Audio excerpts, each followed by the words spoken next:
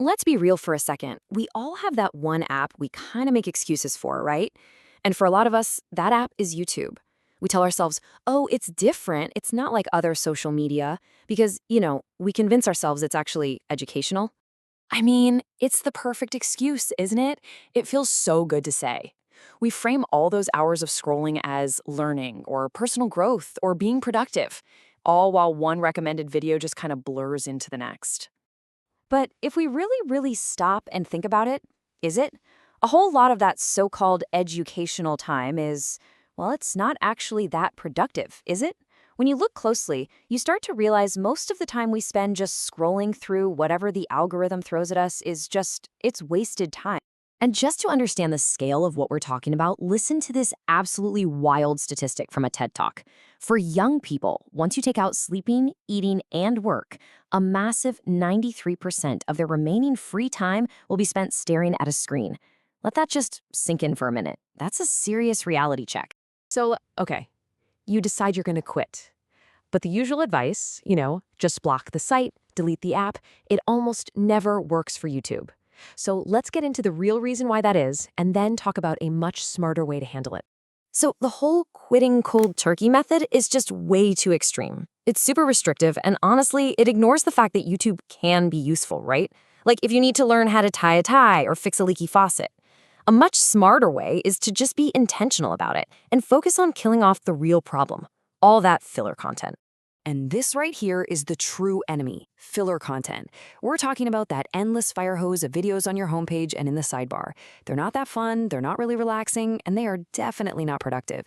Their only job is to fill up the empty space in your day. So how do we fight back against all that filler without just cutting ourselves off completely? Well, it all boils down to this really simple and totally sustainable 3-step method to get back in the driver's seat. So here's the game plan we're going to walk through. First, and this is the big one, we have the mindset shift. Then we'll get into some really practical tools you can start using today. And finally, we'll talk about what to do with all your new free time by building a replacement habit. All right, let's dive into step 1, the mindset shift. This is the absolute foundation for everything else we're going to talk about. And honestly, it's probably the most effective part of this whole strategy. It all starts up here, in your head. Okay, so the core idea is this. You have to consciously, actively recognize that pretty much every single video that YouTube suggests to you is useless. And I don't mean that in some judgy way, I mean it in a very practical sense. These videos are not going to fundamentally change your life for the better. And yeah, this is the part that kind of stings, because this includes all the videos we trick ourselves into thinking are productive.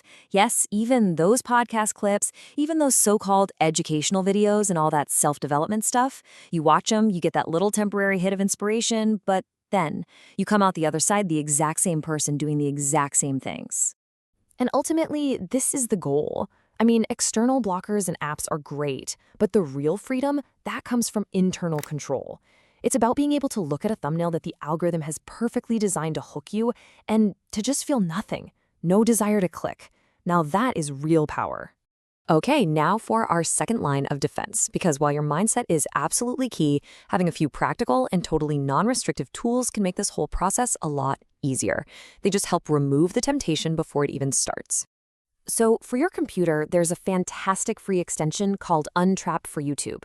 It totally puts you back in control. You can hide shorts, you can turn off that infinite scroll on the homepage. On the video page itself, you can get rid of the suggestion sidebar and the comments so you don't fall down a rabbit hole. There's even this awesome grayscale feature that makes everything less shiny and stimulating and a whole lot easier to just walk away from. And for your phone, an app called ScreenZen is a total game changer. When you try to open YouTube, it actually makes you pause and shows you a custom message. The recommendation is to make it a little insulting to yourself for, maximum effect. But maybe the best feature is that it has a totally separate blocker just for shorts, so it catches you every single time your thumb just reflexively goes for it. Okay, on to the final step. You've shifted your mindset, you've set up your tools, and now you've got all this extra time on your hands. The really crucial part now is to fill that new void with something that's actually meaningful. So what are you going to do with all this newfound free time? I mean, the possibilities are pretty much endless. You can read, you can study, you can exercise, you can just go outside. The only real rule here is to replace that mindless scrolling with something genuinely worthwhile.